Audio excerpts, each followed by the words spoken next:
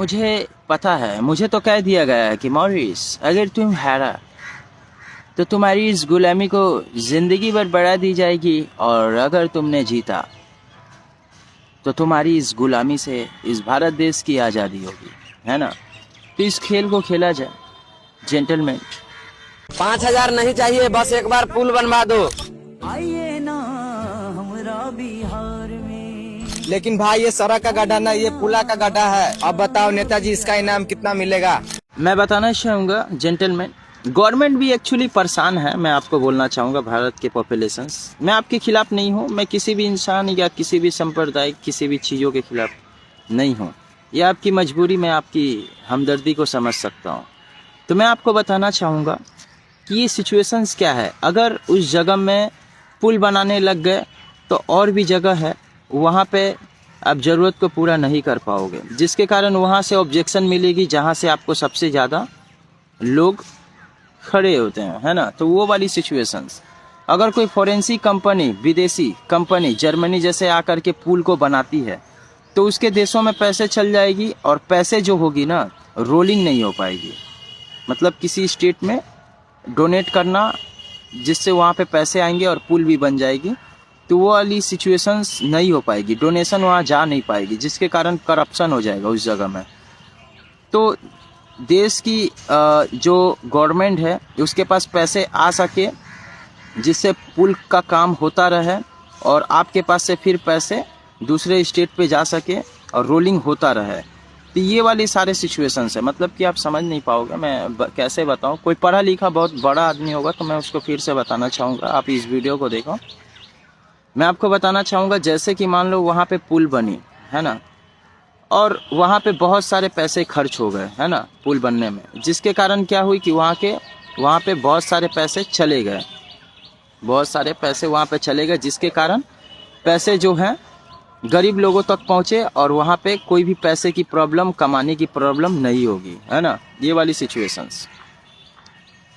अब अगर मान लो कोई विदेशी कंपनी आती है, आने के बाद अगर वहाँ पे कोई ब्रिज को बना देती है, तो वहाँ पे लोग बोलेंगे कि पैसा नहीं है, नौकरी नहीं है, काम नहीं है किसी के पास।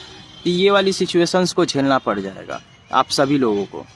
और अगर मान लो कि किसी एक स्टेट में ये प्रॉब्लम्स को सॉल्व करने लगे, तो गवर्नमेंट को मेन जगह पे वो काम नहीं कर पाएंगे जहाँ पे उसको सबसे ज़्यादा सपोर्ट होती थी। तो ये वाले सारे सिचुएशंस होगी।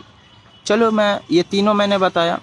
अब चलो कि मैं एक स्टेट को बना देता हूँ, है ना, किसी एक स्टेट को मैं बना देता हूँ, तो अलग अलग जगह से सारे पैसे आएंगे, तो मैं इस स्टेट को बनाऊंगा। और इस स्टेट को अगर मैं बना देता हूँ तो सभी जगह में क्या होगी, विवाद होने लगेगी, चोरी होने लगेगा, ये सब सारे सिचुएशंस होने लगेगी। तो गवर्नमेंट क्या है, खुद फंसी हुई है।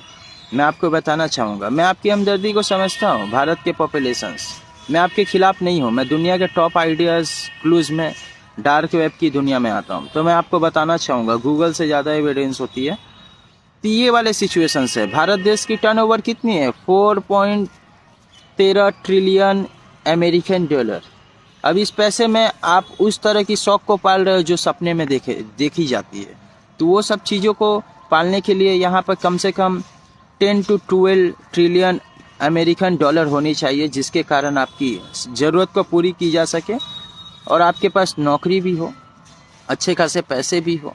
तो ये सब सारे सिचुएशंस, मैं किसी भी इंसान के या किसी भी संप्रदाय या किसी भी बड़े बड़े लेवल के लोगों के खिलाफ नहीं हूँ।